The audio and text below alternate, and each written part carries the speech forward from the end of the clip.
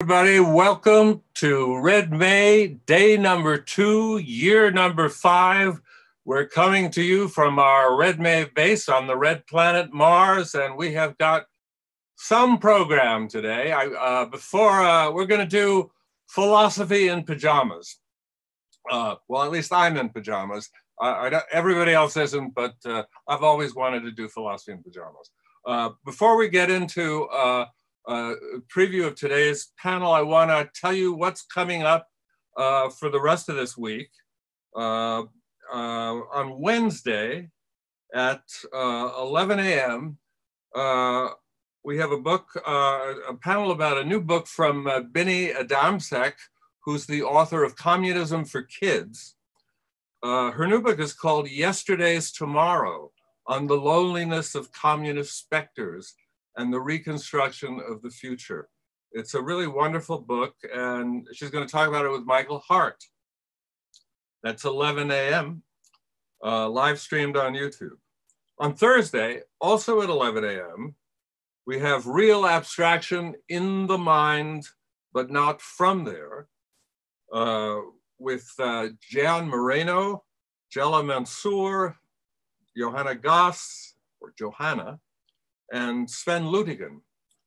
And on Thursday at 4 p.m., we have Red Nation Rising: From Border Town Violence to Native Liberation, with Chris Latre, David Correa, and Jennifer Nez Denetdale.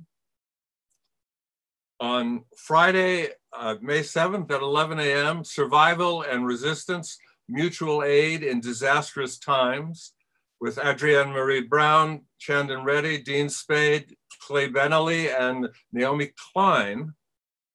And on Friday at 3 p.m., What We Talk About When We Talk About Marx, with Jason Smith and Paul Maddock Jr. Paul Maddock Jr. is the son of Paul Maddock Sr., a famous council communist. He's the editor of Field Notes in the Brooklyn Rail, one of the great sources of the current moment. So I highly recommend that. Now, one last thing, I want to do a plea for money, a quick pitch for money. But I'm not going to devote the pitch mostly to money for Red May. For the money for Red May, which we need, since there's no institutional funding for an event whose slogan is "Take a Vacation from Capitalism" or "Be a commie for a month," we depend on the kindness of strangers. You can make that kindness known to us on our website under Donate. We have a Patreon there that you can give to, or you can go to our GoFundMe, which is called Fan the Flames of Red May, and contribute there. But I want to make a pitch for historical materialism, which in a way is behind this panel and another one we're doing.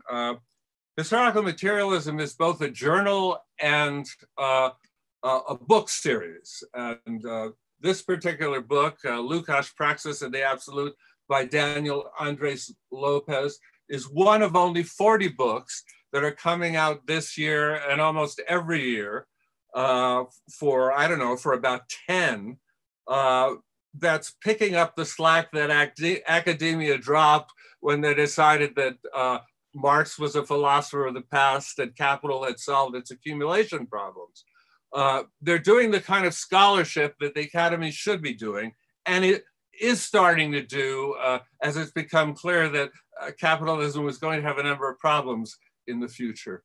The books ranged in everything from books, a great book on Gramsci by Peter Thomas, a new one on Althusser, and the Lukács books, to many, many books on Marx, from Marxist temporalities to Marx's vision of the alternative for capitalism by Peter Hudis, to books by obscure Soviet figures that one has never heard of, like Preobrazhensky, the ABC of Economics and things, these wonderful texts that allow us to know a little better this second world that has disappeared, but had so many facets that just didn't make it through the Cold War Net, an incredibly exemplary publishing enterprise for the left. You can become a member of the book club through Haymarket Books and get everything they publish for a year. I'm going to have to donate all of those books that I've accumulated to some left book center if I can find a home for it here in Seattle, but we'll work on that later. The joy of just getting these books is terrific. And I do want to mention they have a journal that comes out 4 times a year, and that we're doing a panel about one of the editorial pieces by Alberto Toscano in the last issue, well, the issue before the one that's just come out, on the antinomies of the state that are raised up during the pandemic. That has Andreas Malm and Anselm Yappé on it. So please give to that, and also give to Red May. I think I will stop my financial pitch at the moment and introduce our moderator for today. He is Diego Arrocha Paris, who is at Berkeley, a communist working on autonomy. There's also worked on the Chilean October with Danny Tutt. So Diego, take it away and introduce the rest of our panel. Thank you so much, Philip, and thank you everyone who's part of the Red May Collective for putting this together. I hope everyone had a wonderful May Day yesterday. We're truly fortunate to be able to start off Red May speaking about Lukács. There was a panel yesterday, and they ended up speaking, the panel ended speaking about the importance of Lukács and totality. So I feel like this is a perfect way to follow that conversation. And we truly have an incredible panel. We couldn't have better company. So I'm gonna present the panelists. Andrew Feenberg teaches in the School of Communication at Simon Fraser University, where he directs the Applied Communication and Technology Lab. He served as director de Programme de Collège International de Philosophie in Paris from 2013 to 2019. His books include Questioning Technology, Transforming Technology, Heidegger and Marcuse, Between Reason and Experience, and the Philosophy of Praxis, which is his book, his most recent book on Lukács. It's a sort of re-edited and reformatted book of his original book on Lukács from 1981. It's a truly incredible book, and we have to thank Andrew for popularizing Lukács. And I think that Daniel's book wouldn't have been possible without his work. Next, we have Esther Leslie, who's a professor of political aesthetics at Birkbeck.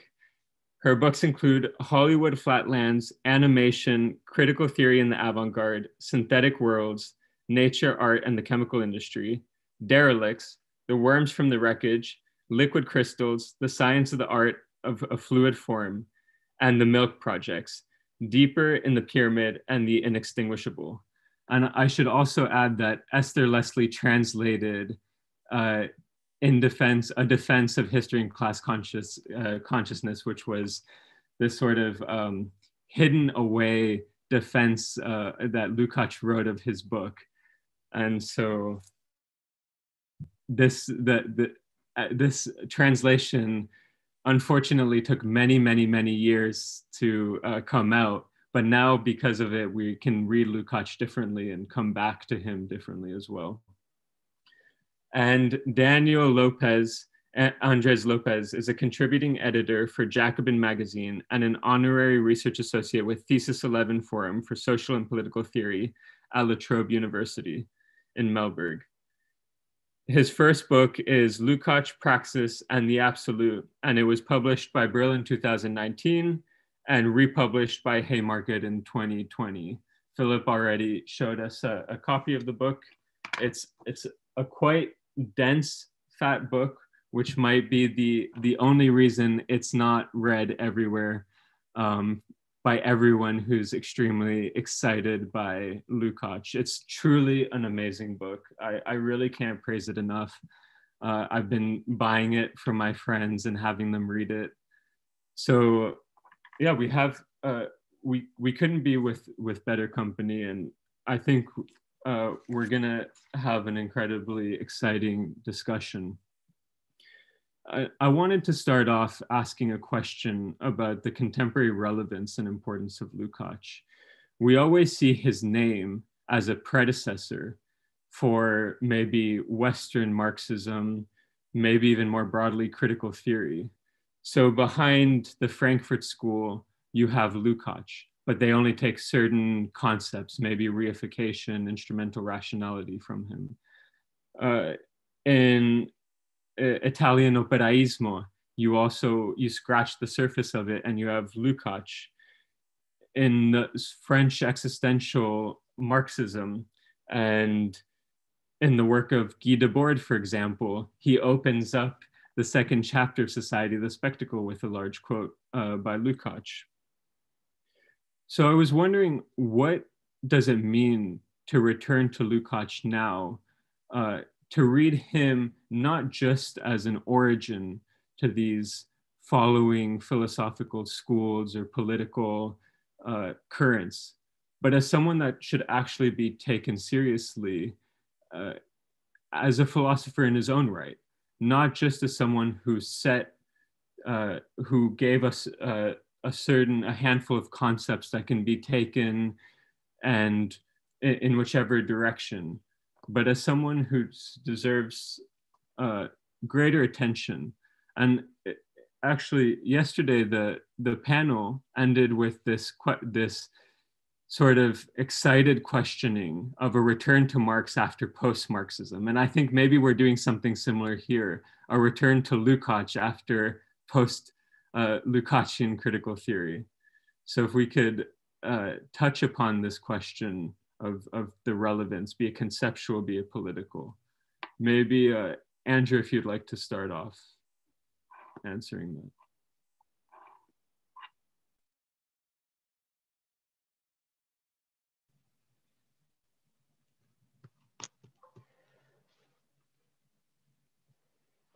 Okay, I'm going to talk about Lukács's relevance today. So this means I'm going to limit myself quite a bit. There's an awful lot of other things to talk about with Lukács, but I'm going to focus on what I think of as his principal, the principal concept that's useful for us today, and that's the concept of reification. So this is a concept that has migrated into many other critical discourses. It really was given its first serious elaboration by Lukács in History and Class Consciousness in 1923. The term reification comes from the Latin res for thing, so it's thingification. But you gotta be careful here because it's not just any old thing. It's specifically a certain kind of thing that Lukács is talking about when he talks about the reification of society, reification of the proletariat, whatever. And this specific thing is the kind of things that are subject to laws, that are independent substances, subject to laws, and available for technical control. So a reified thing is the kind of thing that fits perfectly with the capitalist system.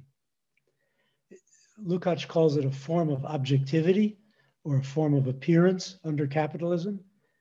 It's defining for thinghood. What is it to be a thing in a capitalist environment? Well, it's to have these qualities, to be independent of other things, to be subject to laws, and available for technical control. So this is obviously not the case with what we in everyday language call things in pre-capitalist societies. It's exclusive to capitalism. And as we'll see, it's relevant to socialism as well. The model on which this is based is Marx's chapter on the fetishism of commodities in Capital, where he makes the distinction between exchange value and use value. organization of society around exchange value tends to put use value in the shadow. But the exchange value is a real thing, even though he calls it a fetish. It's a kind of illusion, but it's a real illusion, an active abstraction, which works its effects on social reality. So it's exchange value that creates a lawful system out of the capitalist system of commodities. But it's not perfect. It has real effects. Exchange value obviously has real effects under capitalism, but it's not just mental. It's not a psychological phenomenon. It's a real phenomenon. But at the same time, it's an appearance in the sense that there are other things going on that it hides, that it obscures. And those other things can come back to haunt it. This is the famous specter. This shows up in economic crises, in strikes, in other kinds of political conflicts that testify to the fact that underneath the surface of exchange, there is the real world of use values and all the things associated with the materiality of economic and social life that are not adequately mediated by exchange value. So this is a typical form-content dialectic in Hegelian terms. Exchange produces a certain form, which Lukács calls reification, and it's in dialectical interaction with a content that it forms, but which it only imperfectly covers. Okay, now let's talk for a minute here about Lukács' application of the concept. Lukács argues that reification positions subjects in what he calls a contemplative stance. So this is a subject position which is inherent in capitalism. It places the individuals in a relation to the social objects and the nature with which they interact in a particular passive stance he calls contemplative. Now, this is a bit tricky because he uses the term contemplative, but that doesn't exclude action. It's just that the kind of action that's available to subjects in capitalist society is basically a technical kind of action. You can control things under their laws. If you know the law, if you know the rules of the game, you can make your own moves, but within those rules. So individuals operate on social reality in order to gain personal advantage for the most part. And they do so not by challenging the nature of social reality, but by conforming with it and finding those little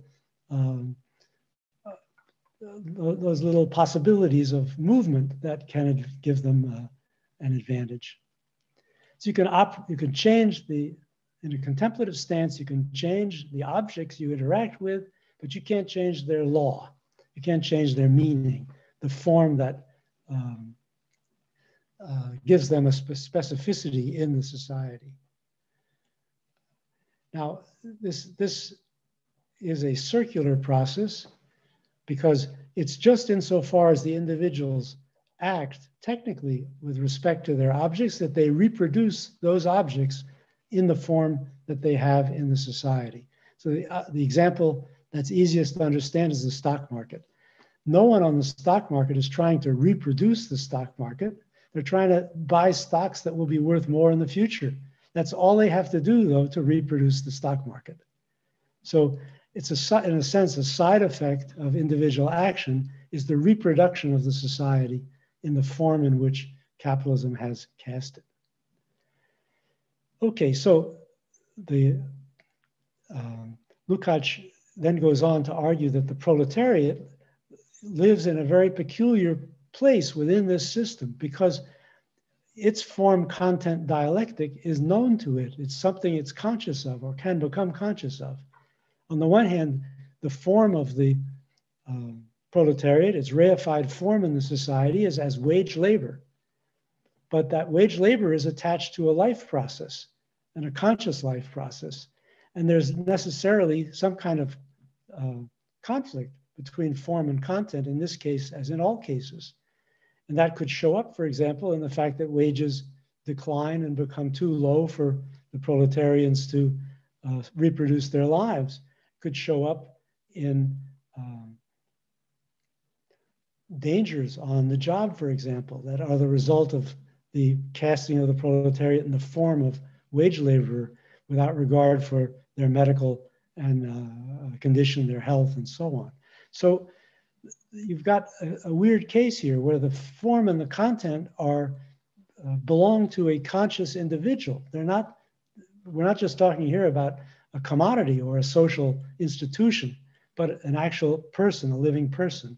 And that person becomes then, Lukács says, the self-consciousness of the commodity. And this then is the opening point for the whole of Marxism. Marxism emerges from the tension between the form and content of reification and the underlying social relations that constitute the society. And the proletariat is at the point at which that tension, that dialectic, can become conscious and be transformed into a method for the study of society.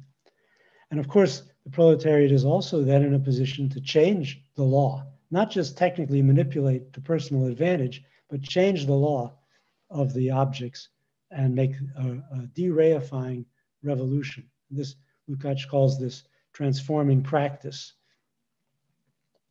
You know, there's an ambiguity in Lukács's concept, which I want to point out. He's really the first Marxist to show that reification applies not just to the market, but to other forms of technical control in society. So for example, it's obvious that the commodity markets and the factory exhibit the symptoms of reification in his sense, but also bureaucracies, administrations, management, technology, and other institutions that have been organized by capitalism in ways in conformity with its structure. And of course, this was true in 1923. There was already a big state bureaucracy in Germany and Austria, where he was living.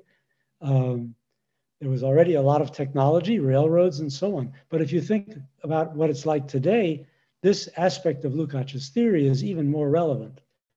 It's clear that now the whole surface of modern society is covered by bureaucracies, technologies, institutions that conform with Lukács's idea of reification. Okay, so on the one hand, then there's this in Lukács that he made us aware of, and that, of course, for example, in the Frankfurt School becomes central. However, Lukács believed he lived in the moment when the revolution was on the agenda. He called this the actuality of the revolution that had put the revolution on the agenda. His model was October 1917 in Russia. He privileged the proletariat as the agent of revolution. And so he didn't actually deal with these other domains of reification. His theory was pretty much restricted to the classical Marxist idea of revolution. Well, today things are a bit different. Revolution is not on the agenda today. And some of these ambiguities then become more interesting for us. We don't have a revolutionary proletariat that's a single compact agent of revolution. Instead, we can't privilege the proletariat and the market over other forms of reification, as Lukács could in 1923. Because revolution is not on the agenda, the struggles against reification are partial and fragmented. They don't organize themselves around a single thrust towards socialism. So we have examples like environmentalism, which de-reifies our relationship to nature. Feminism modifies the meaning of gender and all the institutions associated with it. Each of these movements is a kind of de-reification of fossilized institutions based on one or another form of individualism and technical control. So we can't call these minor reforms that just tinker with the system. I think that's dismissive and in a pretentious way. They're not revolutionary transformations of the system either. We need a term like radical reform, something like that, to distinguish them from the sort of tinkering that simply co-opts them and perpetuates the system. And since we don't have anything like Marx's Capital to promise us a revolutionary outcome of these resistances, we don't have any certainty that they will coalesce and form a revolutionary movement capable of overthrowing capitalism. But that's not a reason to dismiss them, because they are the continuing form in which reification is contested. And that's the essence of Lukács' Marxism, and certainly of Marx's as well. Now, if I have a few more minutes, I want to say something about socialism. Is that okay? There's an interesting argument in Lukács that we need to take seriously, even though it's, it appears only in a few short passages in his book. He says that reification will persist even after the revolution, even under socialism. So in other words, he doesn't see the revolution as a kind of eschatological end of reification. It's not going to totally transform everything. On the contrary, it's just a starting point for a long-term struggle against reification that will operate under better conditions under socialism than under capitalism, but it won't be resolved by the revolution itself. No doubt he was thinking of the problems of bureaucratization in the Soviet state, which were already quite visible in 1923. Socialism could improve the context of resistance of the bureaucracy in Russia, say, but the revolution itself had not eliminated the danger of reification. And Lukács thought in terms of workers' councils as a kind of counterpoise to the state and so on. But I think we can go beyond this. In fact, it's pretty clear that modernity as such involves reification.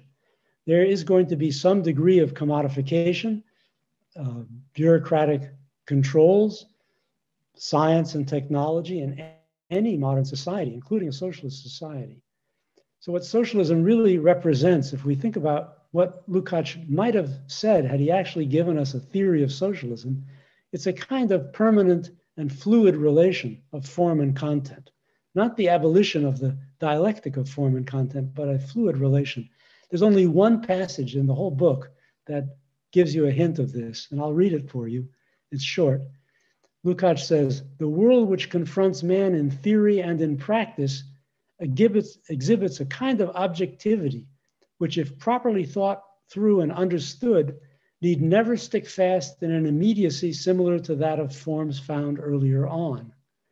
This objectivity must accordingly be comprehensible as a constant factor mediating between past and future, and it must be possible to demonstrate that it is everywhere the product of man and of the development of society." So that's on page 159, if you want to look it up. But it suggests not a permanent elimination of reification, but a kind of fluid relation to it, which would have a democratic character. So in that sense, then we could see our little struggles in our unrevolutionary societies against reification as anticipations, in a sense, of this kind of socialist dialectic. Okay, I'll stop there. Thank you so much. Esther, would you like to speak next? I just want to say one thing. We also are taking questions, and I'll be selecting from the questions. So people in the audience should be, if they want to, writing and asking things and being able to participate. Maybe this is one minor form of de-reification. Okay, thanks. I wrote something responding in some way to the question of what is contemporary in Lukács, but I'm written into that in a sense. So I suppose this is also a reflection on my own encounter or in the past and the present. So Lukács is part of a receding past, but we live in a time when historical consciousness is amplifying, when emanations from the past are awarded an immense power in the present. And so, for example, past figures are understood in their long ago entanglements to have been beneficiaries of fundamental inequalities, such as the trade in slaves or colonial investments.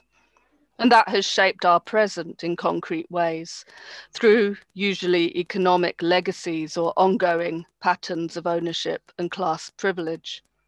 And in relation to their ideological legacy, their honoring, for now it shapes how they should be apprehended in the present.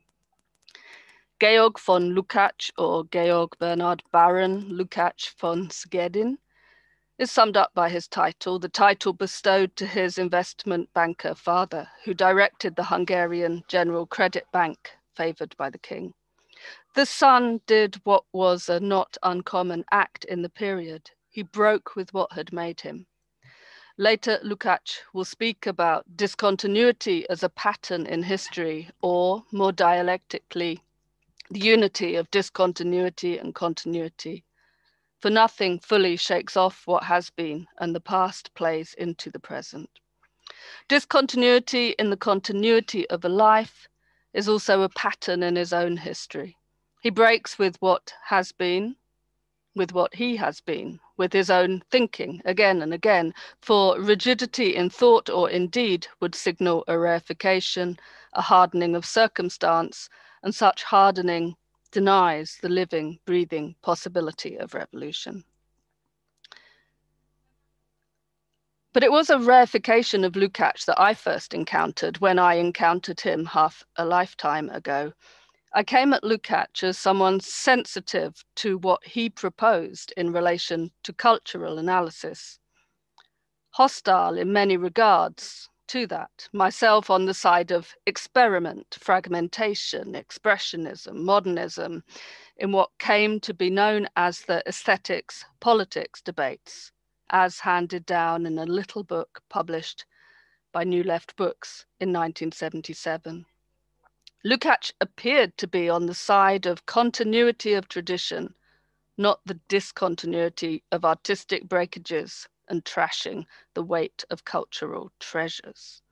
He appeared to be on the side of the great novel, of fully rounded characters, the world represented in all its causal interconnections, with historical possibility panoramically entwined in narrative, and more or less world historical characters who interacted with events of concern to the bourgeoisie. When I first encountered him, he was the unpopular man who posed the unpardonable question, Franz Kafka or Thomas Mann? This anti-modernist, this stuffy reader of stuffy wordy novels whose forms seem to have ossified into ponderous description and extended family sagas, no doubt suffered from his ideas being presented in caricature form. His thoughts could be as crudely sketched and inaccurately shaded as that to which he was antipathetic, expressionist paintings or the howls of protest from generation warriors in the First World War. But had he not been a living, breathing one of those himself, at least according to his friend Bela Balázs, who wrote in his diary of Lukács exiled in Vienna and working for the Communist Party of Hungary in the early days, deathly pale, hollow-cheeked, impatient and sad, haunting the streets, tracking down party reprobates with a gun in his pocket. When Lukács wrote first of the novel, and most trenchantly, it was in the First World War, and he was a banker's son, disappointed by the banality of life and not at ease in the world that tended towards violence. Theory of the novel described a world in a condition of absolute sinfulness, and it was, if war is an offense to human coexistence or to the cultivation of a Garden of Eden on earth. Was something new on the horizon? And if it is, he asked, how might the forms of our culture, the epic poem, the novel, give articulation to what is to come. How much astrology, how much predictive power of what is to come is in the culture that humans make. How much hope will remain just hope, as Lukács states in Theory of the Novel, hopes which are signs of a world to come still so weak that it can easily be crushed by the sterile power of the merely existent. Hope transformed through the act of the Russian Revolution, for him as for others, into the will of praxis, for Lukács and the working class, and the lamenting of a world in which the novel is the form of transcendental homelessness, of a world without God or meaning or coherence, gave way to history and class consciousness, which was to refoot interconnectedness, bring the world under one eye, one thread of meaning, one articulation that in the best of times could flex itself into revolutionary overthrow, into the discontinuous break through the continuity of social form. But Lukács will always be dogged by his association to the literary, to language, to, as Lenin put it in his 1920 Review of Kommunismus, Journal of the Communist International for the countries of Southern Eastern Europe. Lukács is of the purely verbal or mere words, bloße Worte. But Lukács hung around, did not go away, despite such dismissals. The central chapter of History and Class Consciousness, Reification and the Consciousness of the Proletariat, kick-started too much within the discontinuous tradition of Marxism, turning attention to the very idea of consciousness, of ideological capture, of the flows between thought and action, of party in the midst of the mass, of what blocks as much as what smashes apart.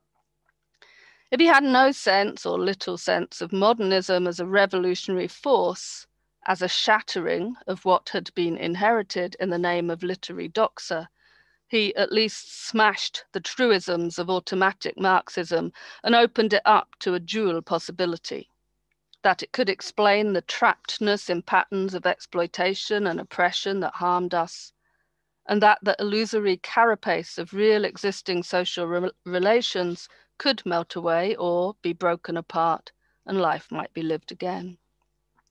And so it was in these terms that whatever he said of his own past work, he returned, or that chapter returned again and again through the Frankfurt School, or the Situationists, or 1980s Trotskyist-derived activism, or, as in my case, in an occupation at the University of Sussex while I was studying this very text with Gillian Rose, and simultaneously being threatened with expulsion from the university.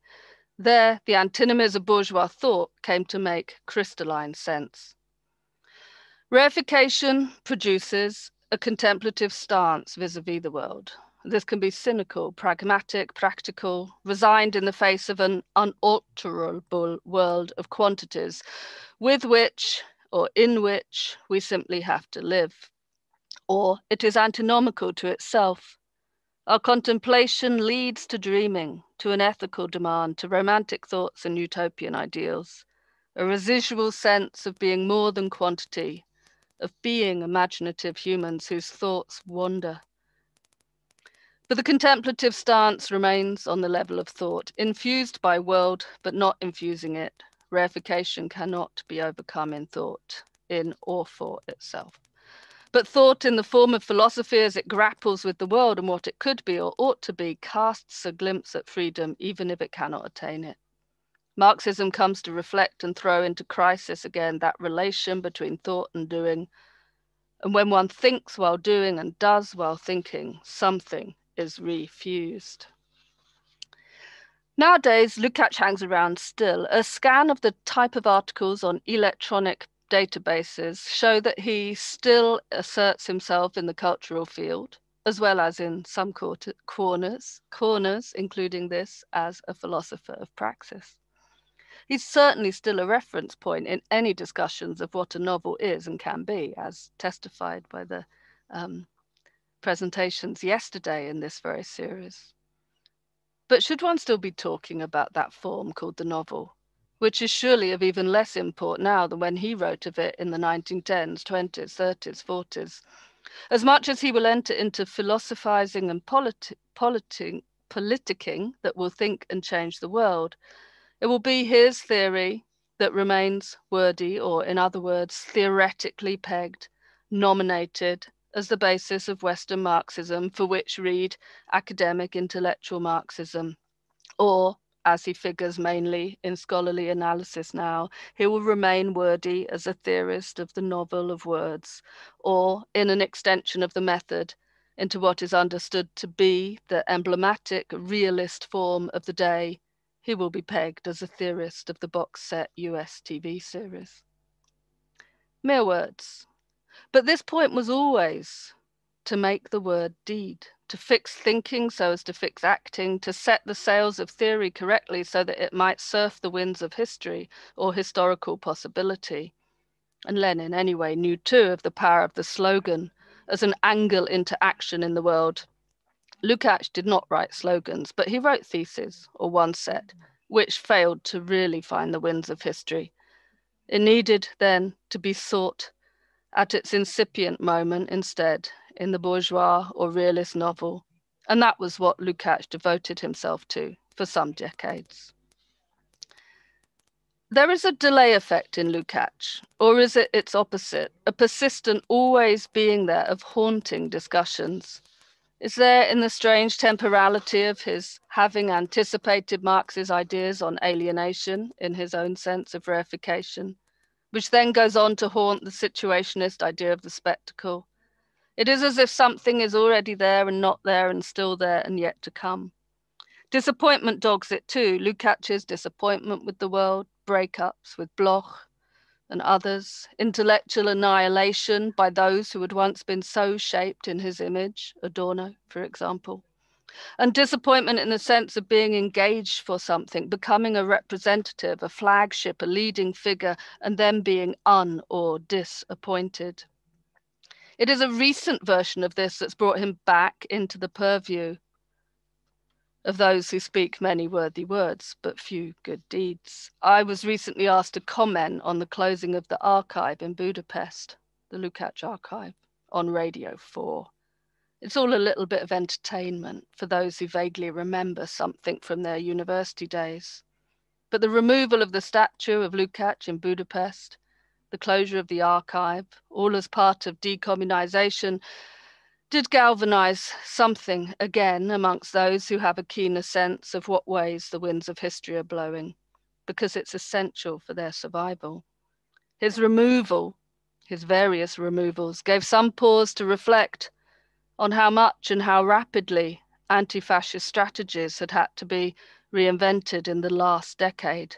And it brought into focus words by Lukács from the 1950s, when he said, "The contradiction whereby our strategy and tactics were not determined by the fundamental opposition of the epoch, the opposition between capitalism and socialism, but by that between fascism and anti-fascism, was a real historical contradiction, an expression of the real historical movement."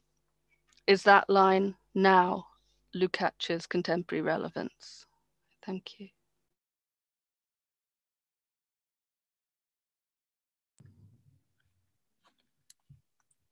Thank you so much. Daniel, would you like to speak a little? Yeah, thank you very much. And thank you to Andrew and Esther.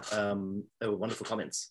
Actually, look, my first, where I want to start, maybe like a year or two ago, I saw like this graph that I think maybe a friend had put together, looking at different critical theorists and somehow using Google Analytics to track their citations. You know, the big names, like, you know, Adorno, Marcuse, you know, Lukács was there, Foucault was there. And, you know, in some ways it was kind of what you would expect. Like Foucault is just, you know, way up here, like, you know, there's no even getting close to that guy. So Adorno's, you know, chugging along around the bottom, you know, Marcuse is doing a little better. You know, Gramsci went up in like the, you know, the 2000s. And, you know, Lukács is going up. Lukács stocks are going up. So that's a nice thing for those of us who have spent the best part of the last decade working on Lukács. I think, you know, like on the most basic level, I think there's an interest. I basically think it's because the USSR's over. So we can approach him, you know, with far fewer sort of Cold War overheads.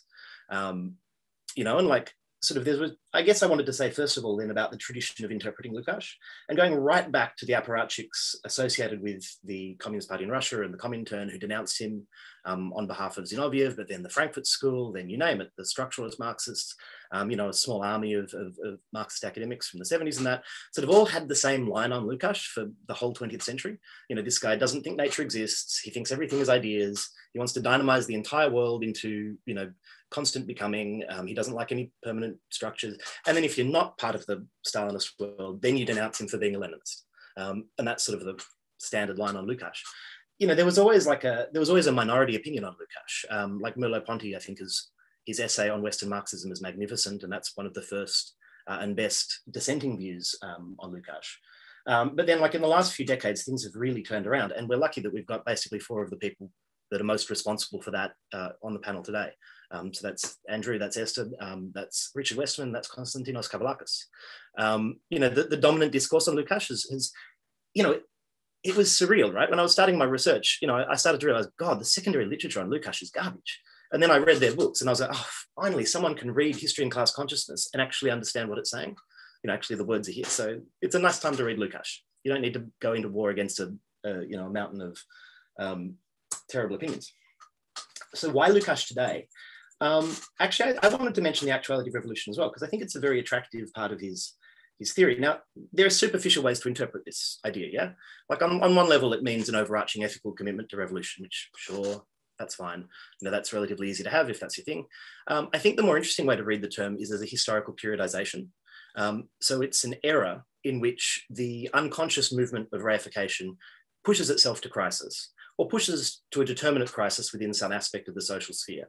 And in his time, that was expressed in World War I, in sort of the process of monopolization. Then there are subsidiary crises, like crises of national liberation, the collapse of colonial empires, crisis of around land rights and things like that. And so as these crises come to a head, Lukács argues that they expose to millions of people the fact that the social order has been created. That this isn't a natural social order. It's not something that's always existed. It's not eternal, but it is something that's been created. And that opens spaces for the intervention of transformative movements or revolutionary movements. I think what's interesting in this is that, taken at its most radical, the actuality of revolution actually makes it possible to innovate within theory and makes it possible to articulate a concrete transformative vision as a participant in history, rather than just relying on some predetermined vision of transformation. So, today does not resemble Lukács's day. I'm certainly not arguing that. But I think we're starting to see some elements of actuality of revolution. And I think the most important part of that is the ecological crisis. It's starting to really hit, and it's starting to become very clear that if we don't, or if there isn't some fundamental transformation in the way that we organize social relationships, the way that we organize production, the way that we organize our relationship to nature, this isn't going to work. So, I think that's sort of interesting. That leads to my next point, which is, if you think, so a lot more people are getting involved in the left these days. There's been a resurgence in the socialist movement in the English-speaking world, certainly in Europe as well. It seems like it's a more hopeful time to be involved in the left in a whole lot of ways. New generations are starting to come to different versions of leftist politics. But then if you think about the situation that you encounter when you become an activist for the first time, it's a very difficult to understand situation. And this is where Lukács becomes particularly interesting and useful, I think. So on the first level, you sort of encounter a world that's populated with reified structures and practices. And this creates a set of antinomic possibilities which you have to navigate as an activist or as a unionist or as a member of a political party. Whatever you're doing, really, you'll sort of encounter a world that's structured in a way that Lukács talks about. And then his understanding of how these antinomies function help guide us through that. So, one of the examples I was thinking of, it's just such a clear example, is the essay in History and Class Consciousness, Legality and Illegality. And this is it's a wonderful example of his political method. There's a philosophical method to talk about in a second, but this is good on politics. So if you think about the state, right, the starting point for him is, okay, well, what are these two attitudes? If you're in a leftist movement, you can have a fetishization of legality, which means don't break the law, make sure you always put your trash in the bin, definitely don't do anything that, just be very reasonable, be very sensible, due process, orderly. And then you've got the fetishization of illegality.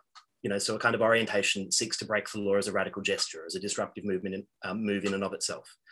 you know, and like both of these attitudes are overdetermined by a kind of hegemony which reifies, or which, I guess, internalizes and hyperstatizes a reified legal system which colonizes and dominates society. And, you know, in a sense, both of them dwell on the kind of idealism that emerges on the basis of a reified legal system. You know, the first attitude sort of takes it at its word and says, oh, well, the legal system is basically and fundamentally rational. We have no fundamental problem here. And then this you know, conceals the kind of class exploitation and oppression that's underneath the legal system. The second attitude, if you like, it's an immediate and abstract rejection of the first. So it's still overdetermined and it's still dominated basically by the legal system. So Lukács' argument is, well, it's kind of neither one or the other. You have to be indifferent towards the law. So sometimes the situation may call on you to break the law. You know, I mean, I've participated in picket lines where we have 100% indefinitely pushed back against the police, and that was the right thing to do because they win. Not always, but when they do, it's very good. You know, yeah. But at the same time, you know, I've also participated in electoral campaigns, which are very, you know, straight down the line. And, you know, you think about it, these kinds of antinomies come up all over the place. You know, the one between like reformism and ultra-leftism is quite related. And there can be all sorts of more determinate versions of this in different spheres or different settings. So that's the first, you know, reason why you counter Lukács and why he's useful. I think, for me, at least, the more important reason, I'm just keeping an eye on the time so I don't go on too long.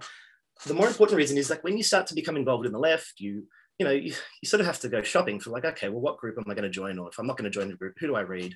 And there's a lot out there, like there really is. And so you become sort of immersed in this world of theory and ideas and history and historical traditions in which it can be quite hard to get your bearings.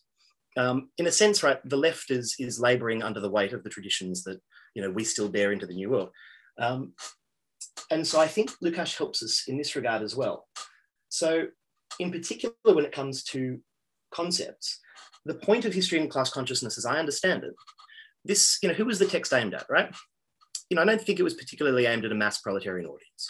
You know, like, sure, like workers would have read it, but, you know, the main thing, I think it was aimed at the intellectual leadership of the European communist movement in the 1920s. And it was aimed primarily at helping the movement clarify its thinking to itself so that it could become an interlocutor to workers' struggle and so that it could help praxis emerge in the world by understanding the world. And, you know, like, to put it really bluntly, like Lukács was, you know, his formative experiences in the Hungarian Revolution, he learned to really, really hate Bela Kun, which is, you know, that's a good thing to do. And then he sees the German Revolution go very badly. And like, in a sense, there's a degree of confession involved in this, in the articulation of a Marxist theory for him, because he was associated with a certain type of ultra-leftism in the very early 1920s. So, you know, he's thinking we desperately need to reform the way that we think about Marxism and historical materialism in order to make it equal to its own, to the potential of the moment. Now, this went very badly. No one liked it. You know, to you know, make an illusion that he would not approve of, History and Class Consciousness was an untimely book, and it was a lightning bolt, and the last men and the priests did not appreciate its message. So, you know, this is to say, like, you know, the communist movement at the time, you know, if you sort of read the going things, you know, in the Second International or even in the Third International, Russian Marxism, it's incredibly dogmatic and incredibly schematic. And so Lukács was trying to sort of help the socialist movement think through its own ideas in order to be equal to the method that he identified in Marx and in Hegel. And I basically think a similar thing can be useful to us today. You know, like when we talk about theory and practice, like you can use these words in any setting really, and they sort of have a shared, people know what you mean, sort of, but then to really situate them in terms of an overall social system, to situate them in terms of how they relate to the left, the development of its own traditions and its own thinking, that's a really important move for us. So we can become self-reflexive about the concepts we use. I think as well, this is partly a way to free ourselves from the weight of history and free ourselves from historical mythology. Because again, you know, when you get involved in the left, you sort of, okay, you're looking for precedents. You know, what's worked before? What hasn't worked before? You know, what can we learn from XYZ historical event? And obviously Lukács, his central event is the Bolshevik Revolution.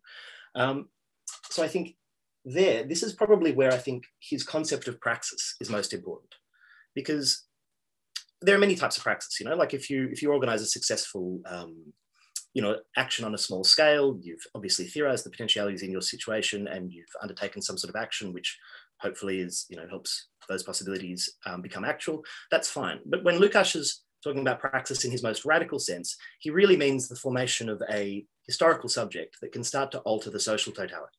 Not completely. And I agree with Andrew's comments on this one. The goal with Lukács is never to completely understand the world or to for praxis to completely dominate the world. It's for the predominance of conscious freedom over unconscious necessity. So that's praxis on a grand scale for him. But this is the outcome of a dialogue between theory and practice. And theory in this case is more or less embodied in the Communist Party. And practice is embodied in the immediate forms of struggle that he encounters. A strike would be an immediate form of practice. And of course, there is a theory associated with, and there's a practice associated with being in a party. So this is not meant to be a fully reductionist picture. But if you like, what happens is each of these sides, theory and practice, in isolation from each other are quite abstract and quite reified. Like the practices wherein, if you go to a protest, if you go to a strike, like most people at most times won't really understand what the significance of what they're doing is. They have ideas about that, obviously, but like these aren't necessarily forms of struggle that always give rise to individuals and to subjectivities that really can identify their position within the world and the connection between strategy and all that. And equally, when on the other side, when you think about the theory of organizations or parties or even the intellectual leadership of different movements or what have you, theory always has an abstract and hypothetical character to it. It's always a picture of the world. And there's always an ethicism to leftist theory that sort of dwells on the side of the ought, to use the more Hegelian terminology there. So, for Lukács, there's a dialogue between theory and practice in which both sides desublimate each other. I think this is very important if you're going to talk about Lukács' political theory. So, when he looks at the experience of the Bolshevik Party in Russia, and, I think Lukács' book on Lenin is basically, like a 20th century version of The Prince by Machiavelli, just about, Lenin and the October Revolution. So, you read this book, it's very good, but like, I think there's possibly a little bit more and a little bit less going on in the actual Bolshevik Party than Lukács picks up. That aside, the picture that's painted is the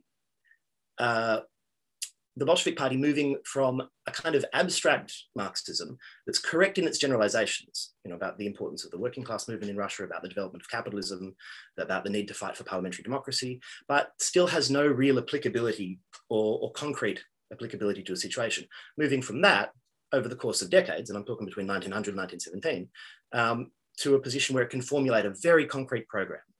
Where it can start to address the key questions of the day, the war, national liberation, fighting for Soviets to take power and what have you. And this is the practical desublimation of theory. This is the movement of theory away from its status as an ethical hypothesis and towards a position where it can become an interlocutor with masses and masses of people. And this de-reifies theory. And at the same time, the positive aspect of this practice is that insofar as such a political leadership can make itself accepted and win approval from the people that it purports to represent, it can find ways to explain different fragmented and isolated practices that are transformative, perhaps implicitly, into a whole, and a whole that can start to actually alter the world. And the model really is the Soviets. Lukács really wanted Soviets to run the show. He was committed to this throughout his life. In 1956, like he wanted to return to workers' councils when he was involved in the uprising in Hungary there. So that's important in terms of his political theory. I think the last thing I want to say, and I'll try and keep it brief, is that I think there's probably, sort of everything I've said so far is like, yes, go and read Lukács because he'll help you think about politics. Yeah. And I'm not saying the world is exactly the same. We'll have to deal with all sorts of different contradictions and dilemmas. But I think the really useful thing within Lukács and the more radical potential within Lukács is that he helps us think about our thinking itself. So, I see philosophy within Lukács and I see that that's the crucial thing. So, in a sense, if you sort of remain on the level of a political theory that's generalized from Lukács, you're sort of still trapped within history because you're really just reflecting on the Russian Revolution. And for one, we don't need to do that. There's a lot of other things we could read. And for two, this sort of presupposes that implicitly that nothing's changed. Whereas at its most radical, his concept of praxis is meant to bear the weight of Hegel's absolute, which is a kind of thinking, a thinking that supersedes or that goes beyond the antinomic structure of thought that's inherited from, in Lukács' eyes, from the bourgeoisie and from the Enlightenment, and a kind of thinking that can know itself radically And I kind of think that this is the last reason why Lukács matters, because the left hasn't figured out what works yet. 1917 was a moment of incredible optimism. Like imagine being a really depressed guy like Lukács was, in Hungary during the war, and just, miserable, and just, he's had a series of failed relationships, and he wrote Soul and Form, and it's absolutely great book, but was not a happy man. And then, the Bolshevik Revolution happens, the Hungarian Revolution happens, and this changes everything. You feel you're at the advent of this new era in the world. We don't feel like that today, because sort of, how many forms of Marxism are there now? Like I've lost count, like it's wild. So like this situation, to my mind, calls us to philosophically reflect on what it is to be a part of the left, what it is to be committed in some way to this thing called Marxism, and then also to reflect on the weight of history that we now have to carry around on our shoulders, which, the people upon whose shoulders we stand didn't necessarily have to carry. So basically, I think Lukács helps us to think freely. And if we're going to have a shot at doing it better next time, we have a chance to transform things, on some meaningful scale. Well, if it's going to work, we have to be able to think freely in the way that Lukács helps us to do.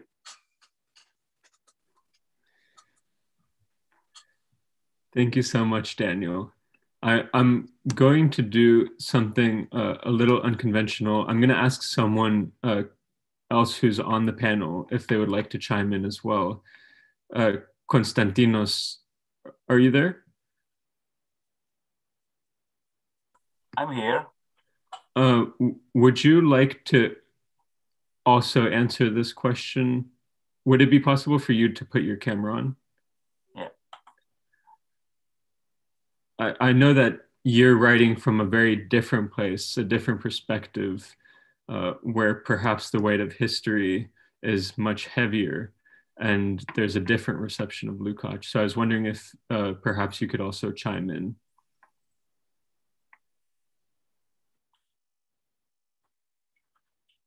Well, actually, I'm not prepared to intervene. I would pose a question to the speakers. Is this okay? Yeah, that's great. Yeah.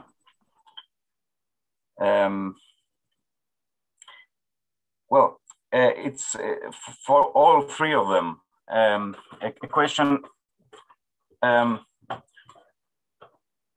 They already directly or indirectly commented on, but I want to bring it back. There is a standard critique of Lukács, repeated again and again from the very first moment his book in 1923 appeared.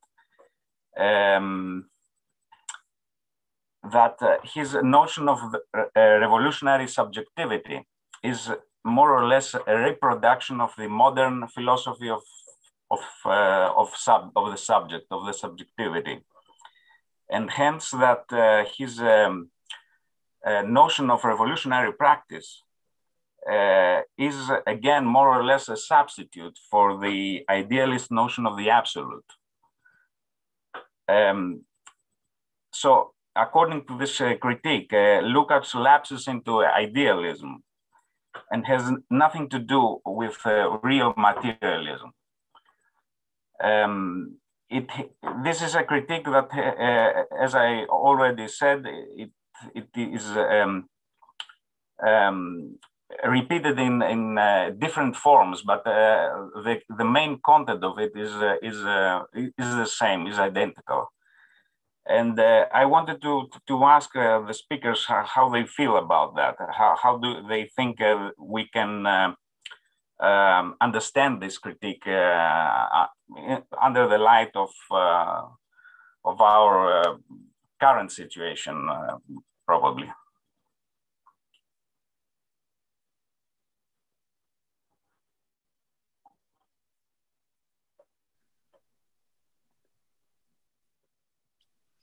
Oh, well, look, I'll bite the bullet and have a go, which means you'll get something a little bit, rough and ready. See what happens. So Lukács's conception of revolutionary subjectivity effectively idealist, because it overburdens praxis with a responsibility or with the task of Hegel's absolute. So implied within this is the implication that just get rid of Hegel's absolute. Maybe read him for just a method, but forget about that. That's idealist, and that praxis is expected to do this heavy lifting. I think the first thing I would say, okay, well, look, put my cards on the table. Lukács' problem is he's not idealist enough, but I'll get to that in a second.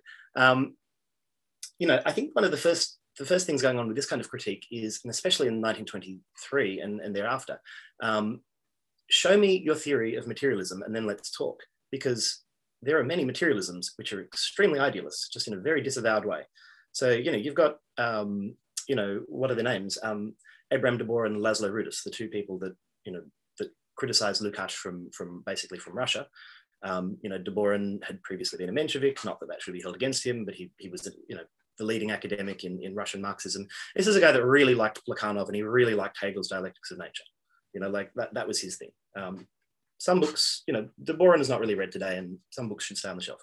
And Laszlo Rudis was more of a, an apparatchik, like he was a bit of a mediocrity. But then, there are other people that had the similar basic critique. There were Social Democrats that did it.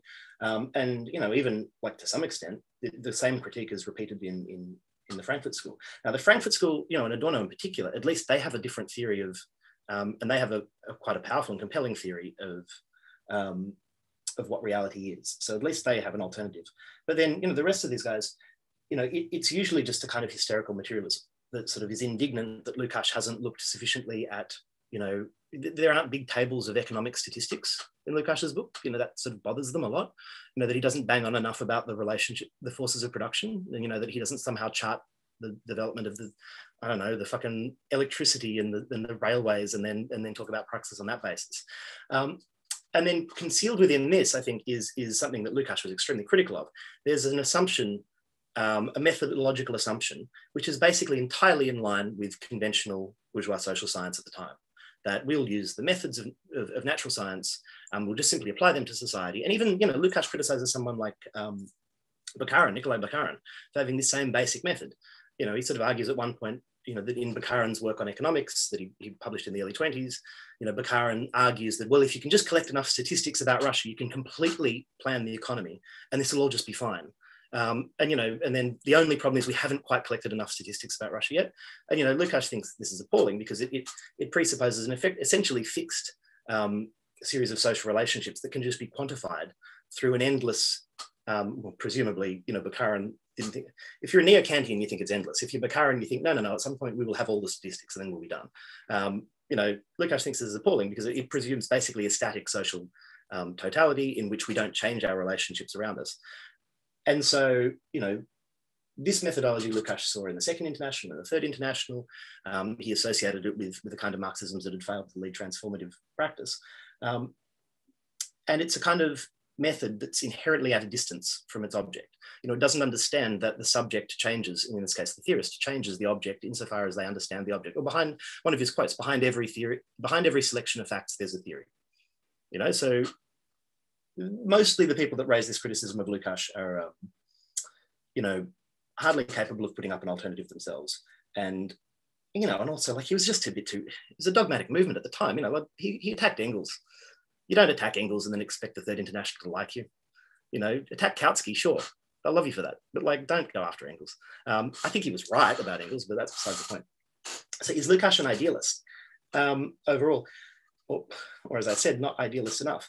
Look, I think, this gets kind of, I guess, to the heart of what I was trying to argue in my book, in a way. I think the absolute matters, but, the absolute is, in a sense, well, it's a figure of thought. Absolute, there's distinctions, absolute spirit, absolute knowing. I'm not going to get into all of that. But, the absolute can generate a philosophical standpoint that methodologically traverses the antinomies of thought that we inherit from the Enlightenment and from bourgeois society, or a speculative standpoint. This is basically Julian Rose's position as I understand it, and this is Hegel's position as I understand it. And in a way, this is after politics. This is an intellectual perspective, which is to a degree contemplative, right? So for Hegel, I guess theoretical reason or philosophical reasoning is the highest standpoint that we can rise to.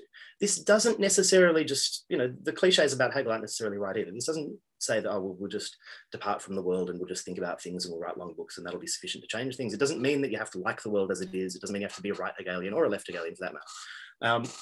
It's a viewpoint that I guess tries to practice overcoming the antinomies of thought or the contradictions of thought that we encounter. For Lukács, practical reason is higher. Practical reason is a lot higher, and that's his key reversal. He wants, in a sense, like Hegel's system culminates with philosophy, Lukács' system goes through philosophy in order to culminate with political practice. He goes through philosophy very deeply, but he does go through it in order to culminate with political practice. And so this means that, but at the same time, he doesn't just want to discard the concept of the absolute. He doesn't want to just say, oh, well, forget about it. It's just a bit of an idealist hang up. We'll just do practice. This means he expects praxis to create the new knowingly, and all these kinds of things. I think the issue here is that precisely because he's asked praxis to bear the weight of the absolute, he conceives of it in an abstract way that effectively asks far too much of praxis. If you think about the kind of thinking that would have gone into the October Revolution or that would have gone into the German Communist Party, it's a very sophisticated thinking, but it's not a thinking that is beyond all the antinomies of the world. It's not a thinking that's a comprehensive thinking. Like the absolute, and Lukács agrees with this, the absolute in the traditional Hegelian sense encompasses culture, religion, philosophy, like the totality of human creation throughout history. Like, say what you like about the workers in the Pudilov works. They hadn't read the totality of human culture, and we shouldn't expect them to have. So I think my position would more be by reserving a concept like the absolute for philosophy, for culture, for those things, and using it as an intellectual framework within which to think these things, means that we don't need to overburden real world praxis with something like that. So, I think you can get out of the accusation in a sense in the other way. You don't need to drop the absolute. You don't need to drop those kinds of concepts in favor of something that's allegedly more material, like economic statistics. You can do that, and then you can preserve a sort of a philosophical viewpoint that's beyond just empirical or historical praxis.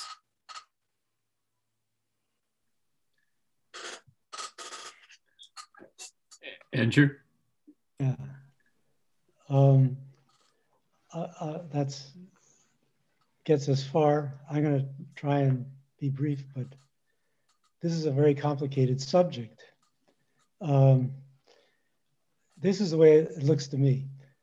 There's a passage where Lukács says that the proletariat is the subject of history, but not a subject in a Kantian sense. That is to say, a subject that can never be an object. So it's not a transcendental subject. It's a subject which is in history. In other words, it's part of that of which it is the subject. So subject and object are identical in the sense that the subject belongs to the world that it is of which it is the subject. Now, making sense of this is not easy. Here's what it seems to me. You have the notion that is often discussed now among Marxists of real abstraction. So this is the idea that something like, say, the market rests on an abstraction that has become materialized and has real effects in the world. Well, suppose you take this seriously. You say the whole social world is organized around real abstractions. In other words, meaning is not just in the head, it's out there in the world, and it makes the world run.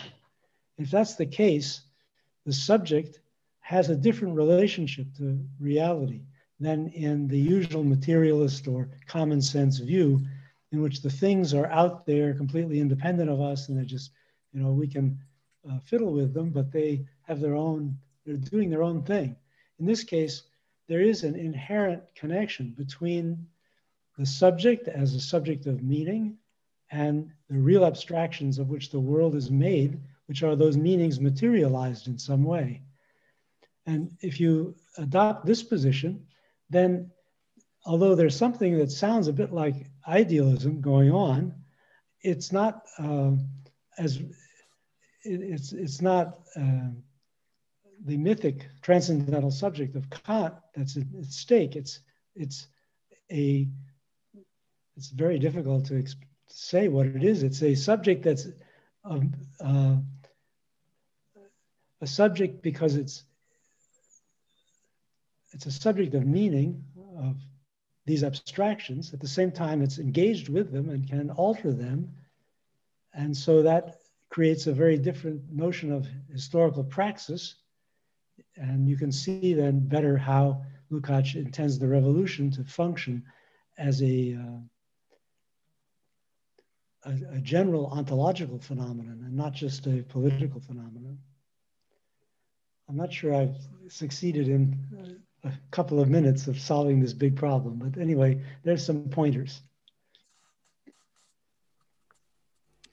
And I mean, I wouldn't add, I don't have much to add to that, but I think I would go back to this thing that I think Daniel said in the presentation about thought, thinking about thinking, that there's something extraordinary that happens in that self-reflexivity of thought, which produces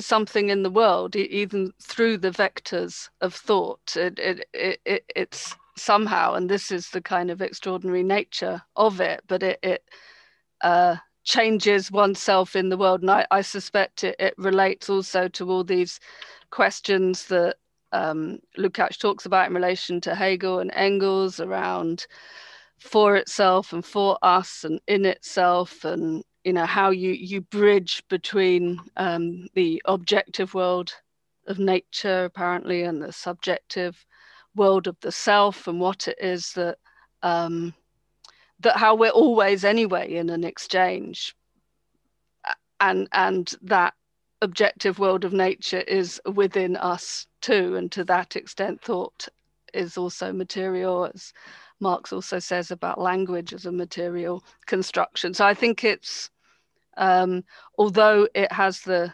trappings in some sense of an idealist approach, it's always undermining that or nailing that as part of the error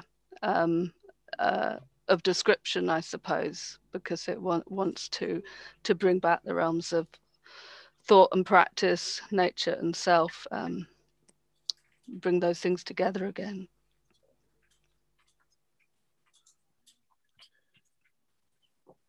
Richard, would you like to ask a question? Yeah, sure. I guess one of the questions I have, and I think this is something we've all thought about more or less, is this tradition that Lukács has seen as instituting this sort of Frankfurt School tradition. And I think a lot of the criticism of Lukács, particularly in the 70s in the Anglophone world, came from a lot of people who were moving towards this Habermasian perspective. And so we see a lot of this critique of the subject, a lot of this critique of praxis and so on. Now, in what ways, I guess my question is, in what ways now can we sort of return that tradition to the origins? I mean, we see, you probably saw this morning, Habermas was under fire for accepting some gigantic monetary award from the despotic government of the UAE, for example. And we're clearly not in a moment where anyone believes in the power of communicative rationality anymore. This idea that we are sitting down and having debates to find out the truth, and the idea that has any relevance in this sort of world of right-wing populists and vaccine skeptics and all that kind of stuff. So what I'm asking then is there any way there could be this conversation between these roots of this critical theory tradition and this form that it has now that's really drifted a very long way from any genuinely Marxian roots in the likes of people like Habermas and Honneth and Yegi and so on?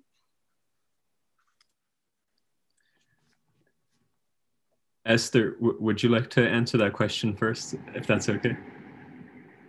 I think I was just thinking, no, there is no relationship. There is just a, but Yeah, I mean, the people are forged by their situation, and that's the basic Marxist analysis, I suppose, and it's the entry of these ideas into the academy. Okay, and that happens. I mean, I guess it happens already at some point with Lukács, and certainly it happens with Adorno, if not Benjamin, in terms of employment, and then a certain process of reification that goes on with the ideas, and then one finds the contemporary situation of the academy as a place of distinctly revolutionary energies, I suppose. So I can only think that these thinkers we mention here are just absorbent of all the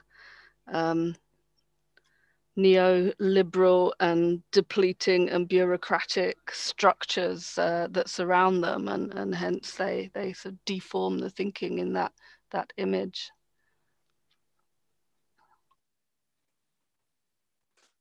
Can I comment? The key to this Habermasian and post-Habermasian form of critical theory is the notion of the neutrality of science and technology. That's the key idea. You find it in that original essay, Technology and Science as Ideology from 1968, in which Habermas criticizes Marcuse.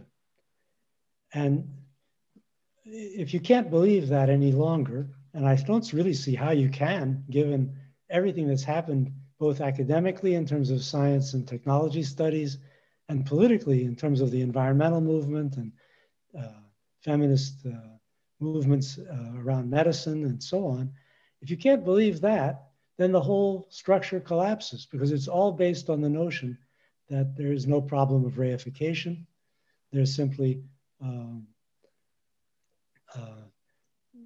or the reduction of reification to a boundary issue, allowing certain kinds of technical action to intrude in spheres like the family where they shouldn't intrude.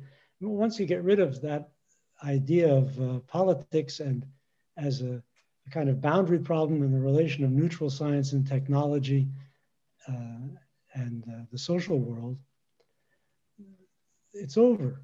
And so might as well go back to the Frankfurt School, the first generation of the Frankfurt School, and start over. Start over with Benjamin, Adorno, and Marcuse.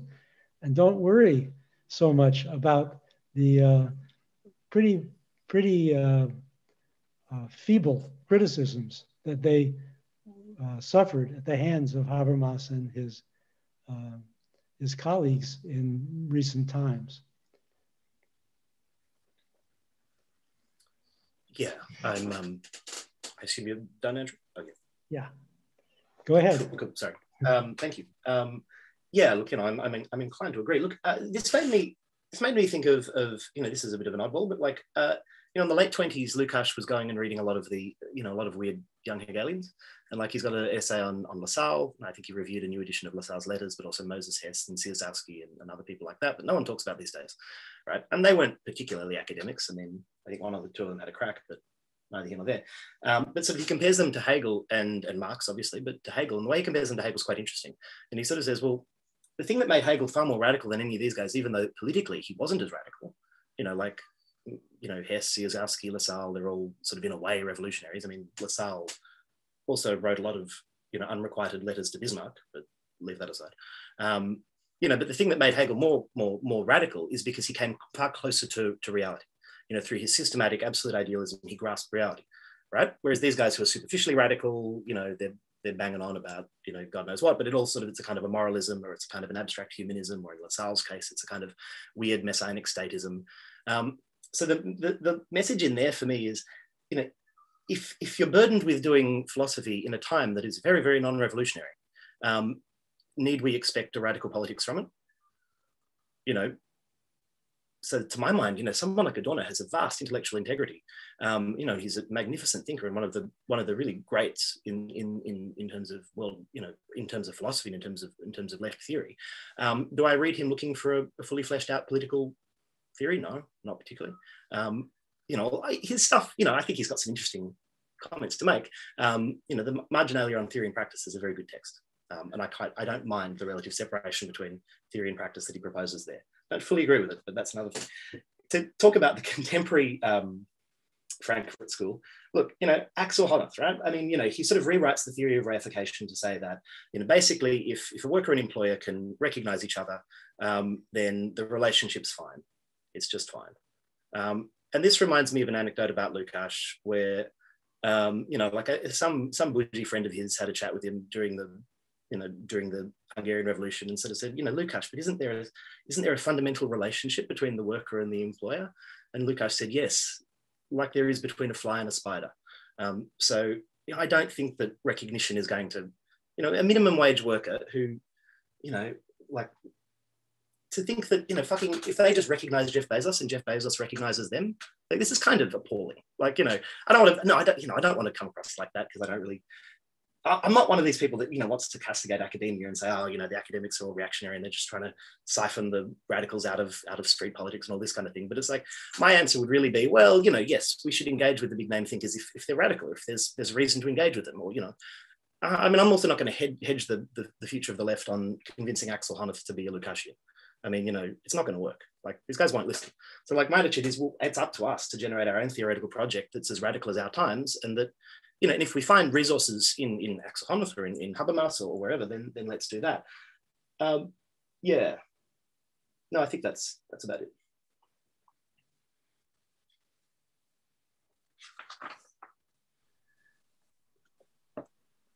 I have a question. If we could touch upon one of the more controversial concepts in Lukács that I think is really central, and that's the concept of totality.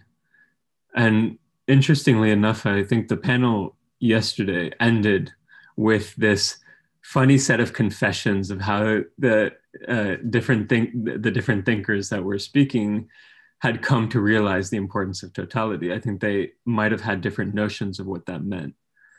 So on the one hand, I'm thinking, is there a difference between totality as a methodological standpoint, as an epistemological category that could help us understand the interrelations of things, perhaps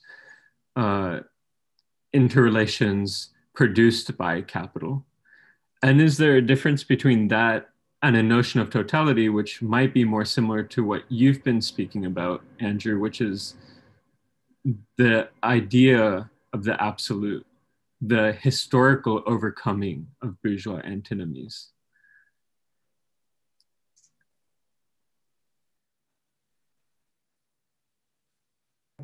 I could say something about totality. Is a tricky concept because there are different ways to think about it, which somehow have to come together, but it's not easy to put them together. I mean, what it isn't, of course, is the sum of all knowledge.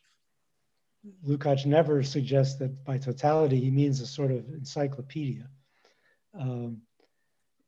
So what is it? Well, in one meaning of it is the overcoming of the antinomies, bringing together form and content, for example. Together they form a totality, independent, each separate from the other, and posed as antinomies. They call for an overcoming, which would bring them together in a totality. Another way of thinking about it is in terms of the categories. Remember those real abstractions I was talking about, the categories that actually structure the world as a system of meanings, not just a bunch of things, but a system of meanings that refer to each other, that are connected. And that system must contain, say for Lukács, Marx's political economy both contains the categories of bourgeois economy and also shows their contingency on the social forces that constitute the society. So you have there, again, form and content, but this is in a more concrete version where you can see that he's trying to show how the capitalist economic system and the forces that are undermining it from within are related in a totality.